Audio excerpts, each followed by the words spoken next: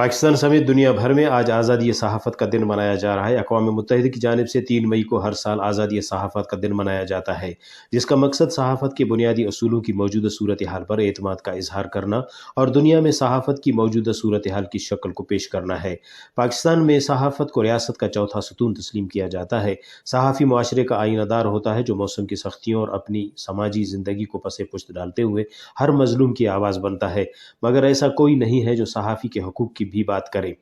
آزادی اظہار اور میڈیا کی جانب سے فراہم کردہ حقیقی اور درست اطلاعات تک رسائی خوشحالی اور محفوظ جمہوری معاشروں کی بنیاد ہوتی ہے۔ بسم اللہ الرحمن الرحیم۔ آج پوری دنیا میں 3 مئی کو یوم صحافت منایا جا رہا ہے۔ میں ان تمام صحافیوں کو جنہوں نے حق کی پرچار کرتے ہوئے قربانی دی، میں ان کو سلام پیش کرتا ہوں۔ اور پوری دنیا اور خاص طور پر بلوچستان کو جو صحافیوں کے لیے ایک خطرناک ایریا قرار دیا گیا ہے، میں حکام سے مطالبہ کرتا ہوں، حکومتوں سے کہ صحافیوں کی جان و مال کی تحفظ کو یقینی بنائیں تاکہ وہ آزادانہ طور پر بہترین ماحول میں اپنے فرائض کی ادائیگی کر سکیں۔ یہ دن منانے کا مقصد پیشہ ورانہ فرائض کی بجا آوری کے دوران صحافیوں اور صحافتی اداروں کو درپیش مشکلات، مسائل، دھمکی آمیز رویوں اور زندگیوں کو لاحق خطرات کے متعلق قوم اور دنیا کو آگاہ کرنا ہے۔ رپورٹ مرتضیٰ بلوچ، وش نیوز، خوزدار۔